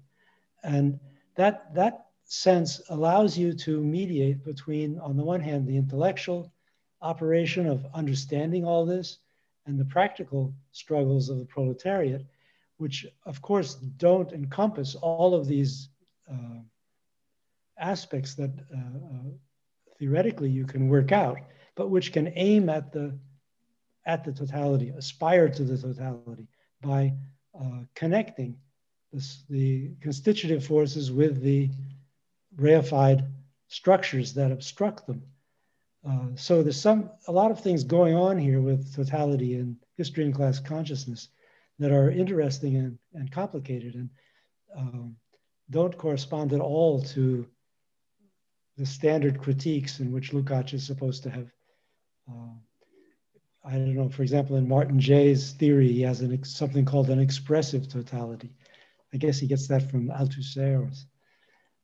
It's just taken, it's just invented. It's not really at all what's in the book. Or the equally implausible notion that it's about a sum of knowledge. So I'll stop there. I think, I think that's put very well in that. For me, it is this sense of an articulation between parts, I suppose, and it's part of thinking that the world is interconnected and there is rational relationships between parts, even if what appears immediately to consciousness feels irrational or unmotivated or arbitrary. So something like that, and factoring into that a sort of that everything is in dialectical relation with each other. And I don't know if this is an extension from Lukács in any way, but it's become sort of part of my method to take something, for example, the liquid crystal, to be, as Marx say, takes the commodity form. And of course there's a completely different status between liquid crystals and the commodity form, but to see it as a kind of cell in which is concentrated all possible relations in the world. For me, totality, I suppose, does get perverted into a weird notion of a Benjaminian Urform, which comes from a Goethean Urpflanzer, and so it's about a condensation, not just of what is, but what has been and what can be, all coiled up within each part of the world. But for me, that would be probably a rather extended sense of what Lukács means by totality, but it's a concentration which includes contradiction and articulation between parts, be that at the smallest level of things or be that in the whole, at a macro level. And I just wanted to mention, when I was sort of doing my critical theory study, MA, in the, I guess it was late 80s, 90s, that, totality became this dirty word. And we were told through all sorts of theorists of post-structuralism that to speak of totality was to be totalitarian, quite, literally. And so there was a strong push on my part, or my desire to hold on to the notion of the totality and not give it up, while also being quite a fetishist of the fragment. But it's like montage. I always thought of it this way, that a montage is torn parts from greater things brought together, but the greater thing that it's torn from is still implied, is still present in its even though it exists as a fragment. So it's something about reconstructing a whole set of relations around things that but also come to mean in themselves.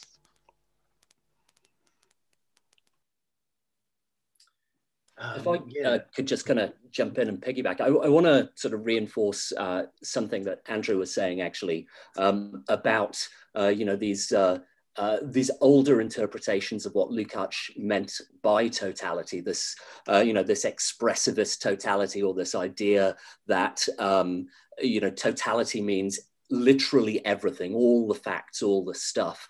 And I think one of the things that's been kind of interesting in the reevaluation of Lukács over the last 10 or 15 years has been kind of a historical resituating of Lukács, such that those those understandings or those interpretations of this concept of totality don't really make much sense anymore. Because I think for a long time, throughout most of the 20th century, there is this interpretation of Lukács as very classically idealist, as doing basically an idealist project, but in materialism. And I think what's become apparent, I've written about this, Andrew's written about this, Konstantinos has written about this, is this realization, this recognition that Lukács is coming out of a very particular intellectual context, the sort of the neo-Kantianism of early 20th century Germany. And understanding that kind of reinforces the way Andrew describes totality as, in terms of the sort of system of meanings. There are a lot of these concepts from neo-Kantianism about,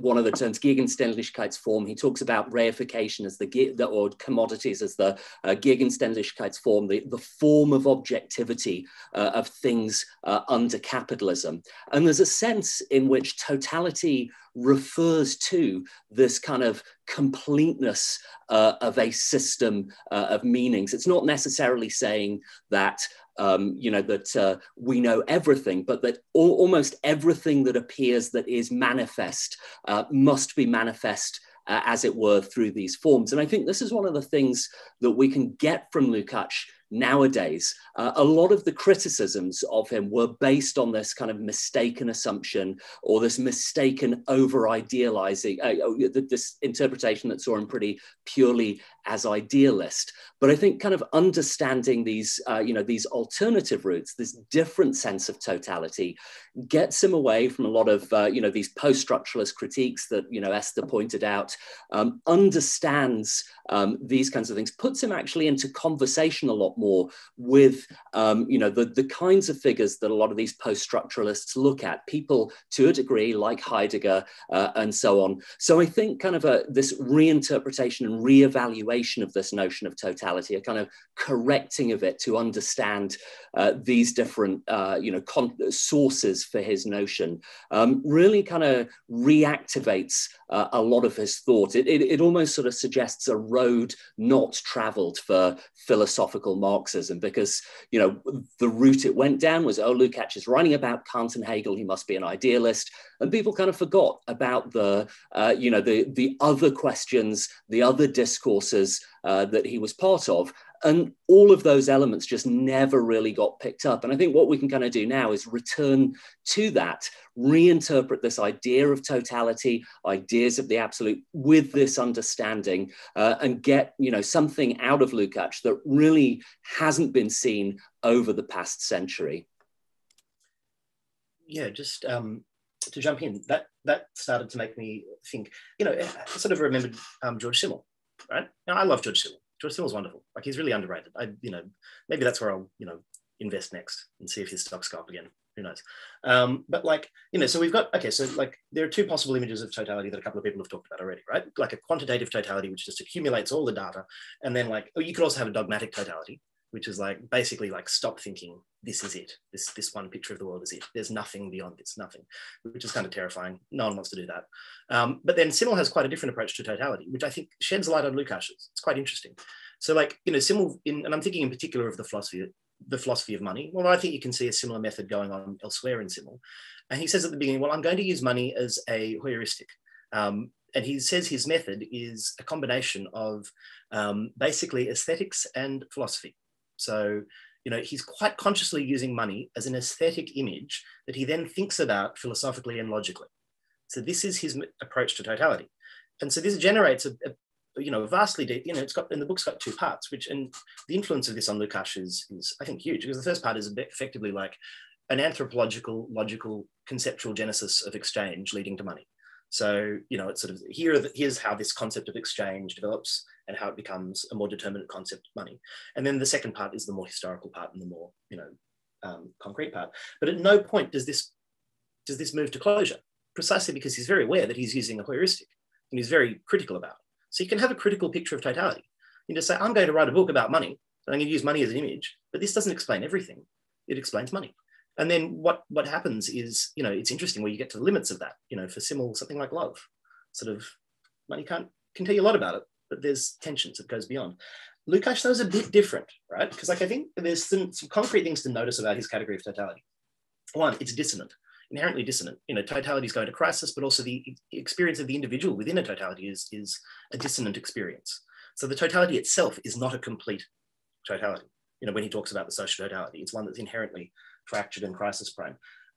He's quite aware that there are these different spheres of life which overlap. And although he does very clearly say that the logic of them is explicable in terms of the commodity, the determinate logic within all these different spheres is very concretely determinate.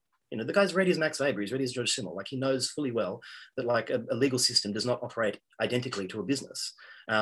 It has to have its own internal rationality, its own logic. It has to have an adherence to the legal norms that it's created, to the precedents that inform it. It has to have its own practices, its own rituals. It has to have its own idealism.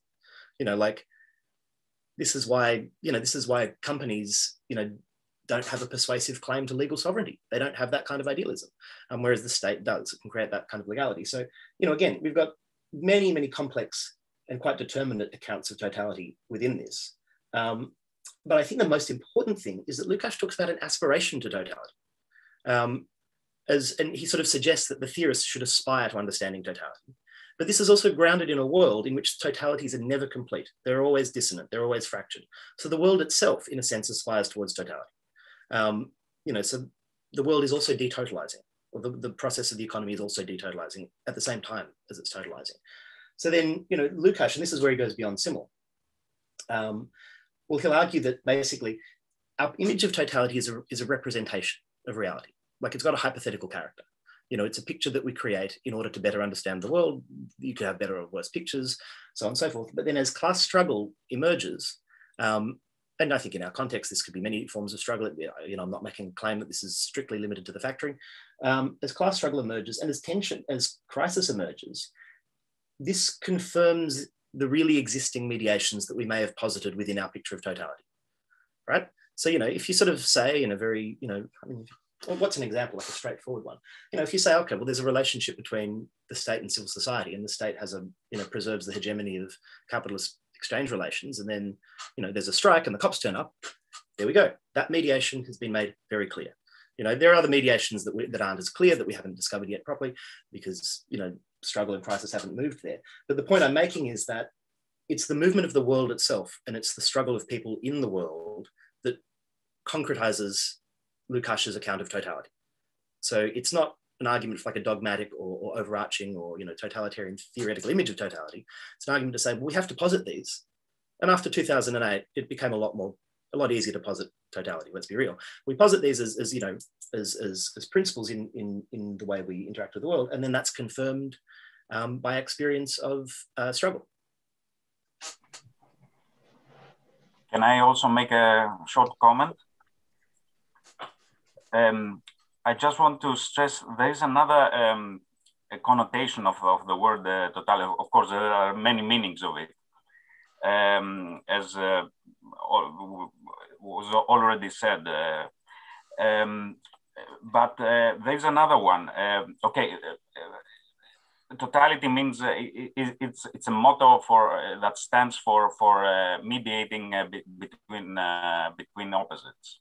So maybe the most important is the theory and practice that have to be mediated. So totality is somehow a word that wants to give this perspective of mediating theory and practice. But there is another meaning of it, which I find very important, and to come back to the question. which had to do with the epistemological character of this concept. I would say that in Lukács, totality also stands for the unity of the epistemological or methodological aspect and the what we can call the socio-ontological aspect of reality itself. It's characteristic that Lukács himself, he quotes the famous quote from the Grundrisse about the forms of thought that are equal to the forms of existence. So these two sides have to be thought together. And this is kind of a holistic way of thinking. And totality so also stands for this unity that has to be, of course, somehow be grasped in theory, but also in practice. So these both sides are here.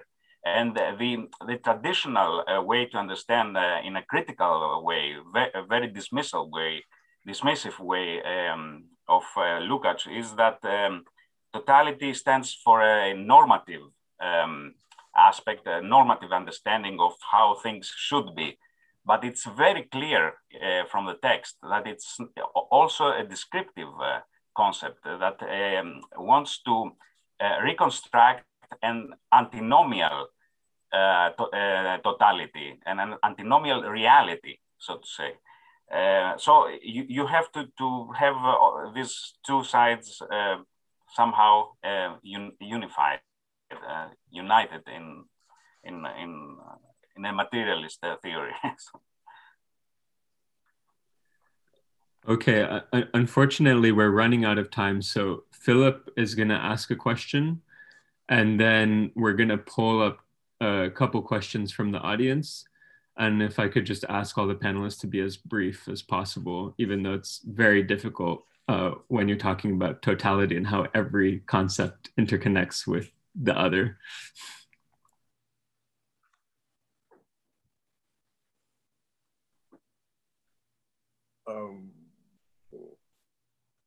Hi, so more of a comment or response to Esther as a kind of parallel to thinking of going from literature in the 70s, encountering Lukács and what he says about literature and finding a lot of it alien, the notion that any kind of open work wasn't art and Thomas Mann was better than Kafka and that stuff. And then ending up later at History in Class Consciousness. But what struck me about Lukács, and still does in the literature, is his feeling for Balzac.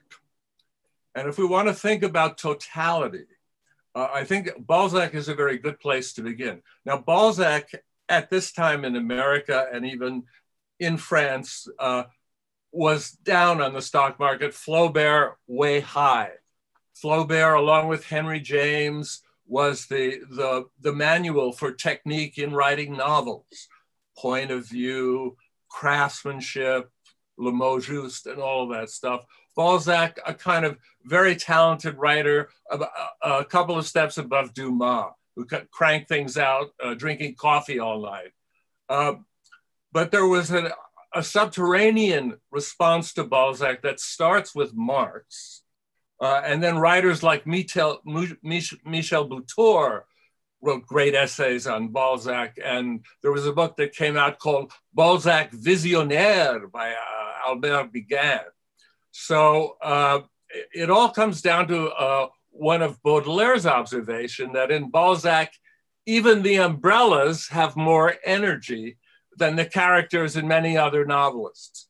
In other words, this sense that in Balzac, there are all these forces, some of which are not human, some of which we might call reified things or, real abstractions that are acting, one of which is clearly money and another which is capital, because obviously the presence of those things in Balzac is almost unequaled. So we understand, for example, just as in the way Marx wrote all of his great political treatises, the 18th Brumaire and so forth, about what happens in France, there is a moment that Balzac captures, the advent of capitalism. So that if one reads Les Illusions Perdues right now, one gets a very contemporary notion of what it's like to try to become a writer under capitalism and have a book to sell and so forth, and all the things that happen or could happen. It's never been done better. And one can say that the cognitive map that Balzac comes up through his strange technique, which combines melodrama, a certain over-proliferation of words, but at the same time, the introduction of more nouns than there have ever been in French literature at the time, because as we know in the 18th century, French literature was, to be literary, there were only a certain number of words that you could use that were literary words, and other things just didn't belong in it unless you were writing burlesque of some kind, But suddenly Balzac has all these words which have come into the world to describe all these things that are starting to appear in the world in the 19th century. So what Lukács was totally attentive to in Balzac, what he appreciated almost, I think, better than anyone was, one, the sense of cognitively mapping the time, but two, the relation of form and the availability of this or that form or unavailability of it and how it's used. So there's a negative and there's a positive sense that I take from Lukács on form.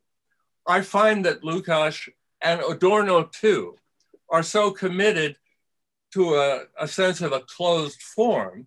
That's just the way Lukács was brought up pre-World War I, that it closes him off to the really exciting things that were happening, not only in literature, but beyond literature, that Benjamin could appreciate when he picked up Le Paysan de Paris by Aragon and thought, this is not, why am I so excited I have to put this down after 2 pages, even though I can't figure out what it is. So there's a negative sense of form, but there's this other sense in which Lukács has the ability in an essay like to narrate or describe, to explain what happens, what Balzac can do at that particular time, which is not have to rely on a sort of description, but set up situations or conflicts where the totality comes out, and a later period where post-Zola, one has to go out and do research and then introduce all of the feelings about the totality in the description as we go through, because one doesn't have access to the actions that are manifesting the totality. So Balzac, I think, I don't think one should trust Lukács at all, anything he has to say after the 19th century, but he's a uniquely good interpreter of that particular vital century. And in a way, needs to be read parallel to Balzac and Marx to give us a sense of the genesis of capitalism and what it is as a totality and how it works. Yeah, I would just say I think that's a fabulous description of both of the energies within Balzac and the way in which Lukács opens that up. The problem being only, as you say, he tried to import that forwards. He couldn't see what was around him or see the same sense of absorbency and reflection upon the world in the things that surrounded him. So yeah.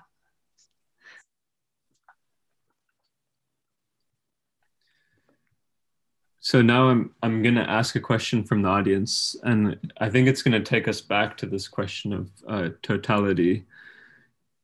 But the question is, it's a bit of a long question, and whoever wants can jump on it first. And again, we're now almost out of time, so if we could all just be very brief. But the question is, it seems like, at least in history and class consciousness, Lukács's understanding of totality is intertwined with the idea of the proletariat standpoint. How should we understand the primacy of the worker's standpoint? I'm thinking of how the makeup of the working class has changed. The working class is not confined to factory labor now. Is it helpful to hold on to Lukács's argument that the proletarian standpoint is epistemologically superior? That is, if we abandon a standpoint theory, do we also risk losing sight of the totality? Daniel, would you like to start off with this one? Yeah, no, I've got something to say about this one. I think, okay, the first thing I'd say is when Lukács talks about the standpoint of the proletariat, there's really a lot going on, right? He's not describing the state of mind of a given empirical proletariat because, like, you know, depending on the context, who knows what they think? You know, like, even if you've got a country where there's a large socialist movement, you know, like Germany, where there's hundreds of thousands in the SPD and there's hundreds of thousands in the KPD, who knows what these guys think? You know, so it's not an empirical description of what the proletariat actually thinks. You know, I think actually, like, and I don't think he's necessarily that clear in his mind about this. When he talks about the standpoint of the proletariat, I think it really is a theoretical imputation. It's the theorist looking at the world through a conceptual experience that they can conceive of in terms of the proletariat and their experience in the factory, and you know, as a, you know, as someone that commodifies their own, or that sells labor as a commodity.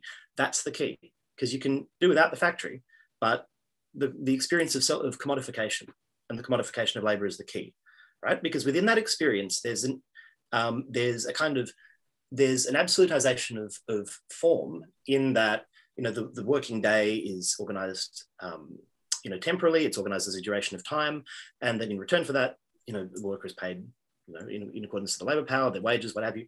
So there's a self-emptying in the experience of the working day. But unlike with the situation of, for example, someone who's in slavery, or someone who's a victim of just blunt oppression that isn't involved in, you know, doesn't produce, the working class has a kind of abstract freedom. The worker has an abstract freedom. They sell their own labor, you know, and it's not a very satisfying freedom, as we know. So, like, I think by inhabiting that standpoint, you know, Lukács is able to, it's a theoretical move which enables him to start to generalize a picture of the world and to start to look at the world in terms of class exploitation and oppression. And then beyond that, it's up to the party to articulate the standpoint of the proletariat to the proletariat in order to organize the class politically. So, you know, he's got a very political vision of class formation. And I think that could be relevant, because it doesn't need to be tied with the factory. It doesn't need to be tied with early 20th century forms of production. This could just as well speak to, you know, gig workers. This just as well could speak to, you know, I mean, workers in Amazon factories. That is fairly close to, you know, what Lukács was talking about. So there's that. The second thing, though, I think, you know, and I won't have much to say about this because of time. I think, basically, I think it's part of the political mythology that he builds I don't think he's sufficiently self-critical about the standpoint of the proletariat. You know, he sort of, this is why there's a lot of terminological slippage going on with it. You know, like on the one hand, he sort of thinks, oh yeah, well, this does really exist in the world, but there's a degree of theoretical self-criticism with it. My view is that it's always kind of there's always an act of representation when we articulate things from a standpoint. And there's nothing wrong with this, but this is not a trans-historical or essential truth that exists out there in the world. This is our articulation of the working class. So epistemologically, I do not think Marxism is based on the standpoint of the proletariat. Lukács does, at least in the 20s.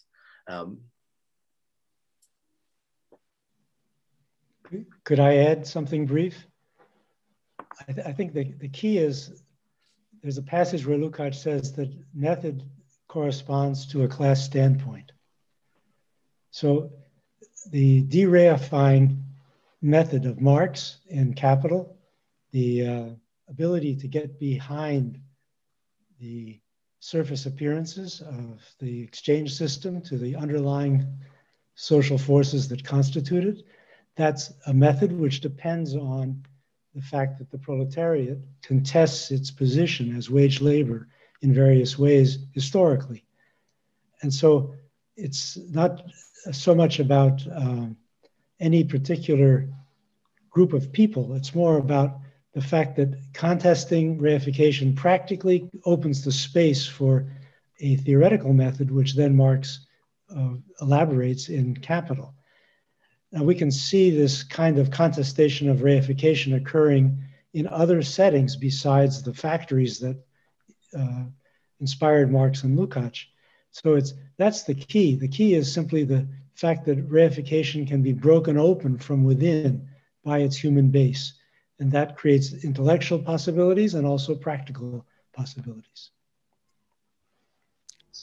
But very quickly, I would just say, to me, I just translate it into saying, you know, what does the person who does not own the means of production think about the world? What can they think about the world? What is it in their multiple interests to think about the world? And what can they do in the world? And for me, I think the question just becomes even more interesting, if not soluble, in an age of where you are driving a car for Uber, or, as you know, I've been doing for the last 50 months. I mean, no, don't take me, I'm not an average worker, but I mean all of us who have been working from home, when the factory becomes inside your home, you know, what does that do for your understanding of the base relations between capital and labor, which persist? Okay, so the last question, and then we'll wrap it up. We're already a little bit over time. How does Lukács, and perhaps this notion of totality, or the importance of labor as what mediates historically between humanity and nature, how does that help us think about the ecological crisis we're in now? Yeah, that's a good question. I think it's clear that the dereifying forces at work in our society organize around many different operations, many different things, not just around economic issues and not just around the wage relationship, but also around all kinds of bureaucratic and technical forms, reified bureaucratic and technical forms that are contested in various ways. And so I think the key idea of reification and the practice of dereification applies just as well to the Extinction Rebellion as to a strike in a factory. And so I think it is relevant. It gives us a way of conceptualizing what is going on when a certain understanding of nature, a reified understanding of nature is contested, a certain reified understanding of the body is contested, and so on.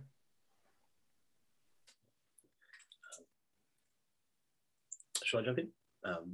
Cool. Okay. Yeah. Look, and just to it's a great question. I agree, and and in particular because Lukács has been pilloried for his attitude towards nature and natural science for such a long time, and that's something with which I've always disagreed. And Andrew's work in particular is excellent on this topic. The way he reconstructs Lukács' theory of natural science is great. So my answer would be, okay, the first thing that Lukács does is he historicizes capitalist forms of production and the way that these feed into natural science. Basically, we have a very different attitude towards nature than we did in the Middle Ages, in which nature was organized into a kind of theological hierarchy with snakes down the bottom and with seals somewhere in the middle, and then with lions up at the top because they're just a bit closer to God. And this is a sort of very qualitative and quite aesthetic view of nature, and quite beautiful in a lot of ways. And we don't really have that anymore. So the basic default attitude towards nature is one of total indifference, in which the observer reduces themselves to as much of a nothing as they possibly can, so they can go out and perceive nature purely and observe, and gather information and all that. Nothing wrong with that. Science is great. But the issue for Lukács is that this, and sort of the way you would make him an eco-socialist would be to say, well, this feeds into a system of production which doesn't really care to grasp an ecosystem as a totality necessarily, that is only interested in extracting one resource, so it fragments what should be a natural whole, and this has grievous unflowing consequences, or that regards technology as the solution to any consequence of industrial production. So you have this reified view of nature in which nature is crudely instrumentalized. Yeah, that's the one side. The other side, which gets a lot less attention, the relative antinomy to the first, is the romanticization of nature. As an essential and immediate qualitative and aesthetic experience. You know, like, and this often goes hand in glove with like fetishizing pre-modern cultures, or, you know, which is kind of annoying. You know, it's a bit Eurocentric or whatever. Edward Said would have things to say about it. But, you know, like, there's this idea of nature, you know, the avatar view of nature. Like, nature is this pristine, beautiful whole that we must absolutely not touch or modify in any way.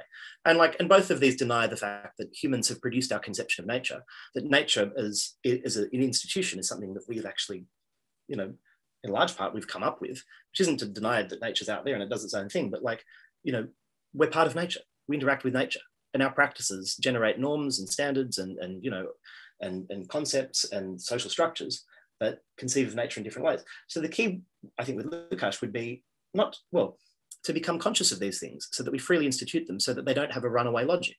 So like, yes, we probably should have some degree of industrial production, but that could be organized in a way that doesn't have to destroy ecosystems. And at the same time, a free society should preserve an aesthetic experience of nature, and it should be able to preserve parts of the world as wilderness. But we do this freely without relying on fetishistic, you know, concepts for that. So this is part of the de-reification of society that he's looking for, I think. I agree with all that. Okay, I guess we've come to an end, unfortunately. It was a really great and beautiful discussion. And I just wanted to thank everyone here who joined us. We're also very lucky to have Konstantinos and Richard come join the panel. At this point, we can truly say it was one of the best Lukács panels, perhaps, in recent history, very recent history, but we're very lucky. And I wanted to say thank you to Mahim, Altea, Sean, and the whole Red May Collective, and to everyone watching. Thank you. It was a good time. Thank you, Diego. And I too would like to thank Esther, Andrew, Daniel, and our mystery guests, Richard and Konstantinos, who has done so much to introduce us to figures like Emil Lask and all the neo-Kantians one has never heard of, to just put Lukács in an incredibly interesting context. I think we're going to need for future panels to have a mystery guest sign up so they can sit there with the mystery over them for like 3/4, and then we can pull it away so people can understand what a wonderful surprise it is to have everybody here. And I agree with Diego. I think this was, I will be listening to this one again and again to pick up the things I didn't the first time. So until next Wednesday at, I believe it's 11 a.m. when we have Benny Adamczak and Michael Hart doing Yesterday's Tomorrow, Communist Specters. I bid you adieu.